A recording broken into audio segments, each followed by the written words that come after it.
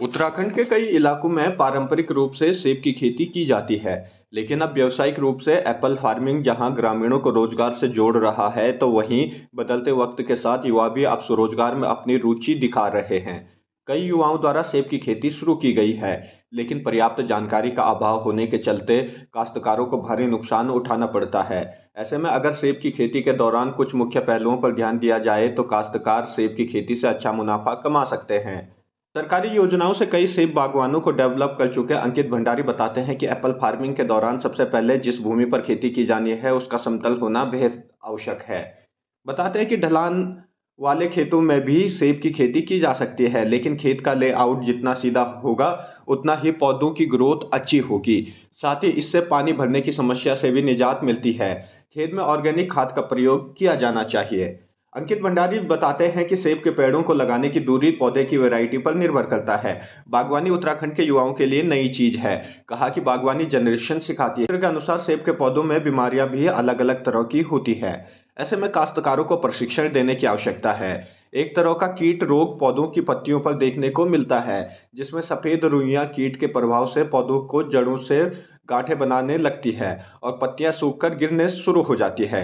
इसके रोकथाम के लिए मिथाइल डेमोटान के उपचार करना बेहद आवश्यक है। अंकित भंडारी जानकारी देते हुए बताते हैं कि सेब के पौधों को उगाने का सबसे अच्छा महीना जनवरी और फरवरी माना जाता है, लेकिन नवंबर से फरवरी अंत तक इसे लगा सकते हैं। अगर नर्सरी से पौधे लगाए गए तो वह कम से कम 1 साल पुराने और स्वस्थ होने चाहिए। पौधों की रोपाई जनवरी और फरवरी में सबसे बेहतर है। इससे पौधे अच्छे रूप से विकसित होते हैं। देखिए, सबसे पहले तो जो आप अपने खेत बना रहे हैं, जो खेत की लेआउट कर रहे हैं, आपने कैसे भविष्य के लिए, क्योंकि पेड़ इधर-उधर जा नहीं सकता और आपने एक जगह पेड़ लगा दिया तो वहाँ पे वो स्थिर रहेगा। तो इसीलिए इनिशियल जो लेआउट होती है खेत की, वो बहुत इम्पोर्टेंट है। आपको ये ध्यान रखना है कि जब आप खेत बना रहे हैं तो उसमें जितना ज़्यादा हो सके उतना ज़्यादा ऑर्गेनिक मैटर हो। उसमें गोबर, जो सड़ा हुआ गोबर है वो ज़्यादा से ज़्यादा हो। उसमें जैसे केचुए की खाद है वो ज़्यादा से ज़्यादा हो। तो ये जो बेसिक चीज़ें हैं, अगर हम इनका ध्यान रखें तो बागवान अच्छा रह सकता है। और खेत की लेआउट, जैसे खेत बना हुआ है तो वो सीधा है कि नहीं है, जितना सीधा हम उसे कर सकते हैं कि नहीं है, पानी कहीं भर तो नहीं रहा है। तो ये सब चीज़ें छोटी मोटी हमें ध्यान रखनी पड़ती हैं। कितने डिस्टेंस में जो है कि पौधों को रोपना चाहिए, ये प्लांटेशन? ये निर्भर करता है कि पौधा किस वैरायटी का है।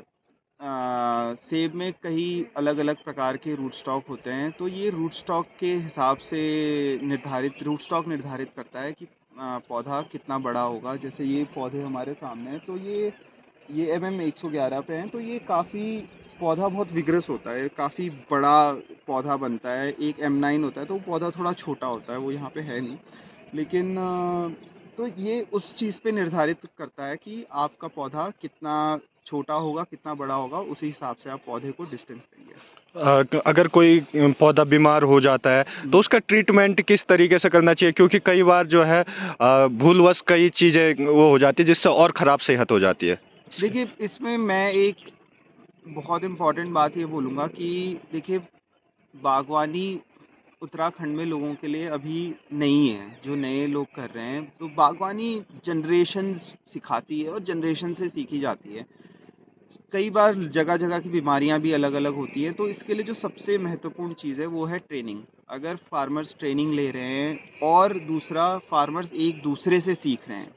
अगर फार्मर्स का अपने आप अपने बीच तालमेल अच्छा है, तो अगर आपको थोड़ी चीज़ पता है तो मेरे को थोड़ी चीज़ पता है, तो उससे ज्ञान पूरा बन जाता है। तो इसलिए ट्रेनिंग्स होना, चाहे डिपार्टमेंट कराए, चाहे प्राइवेट वो लोगों से ट्रेनिंग ले।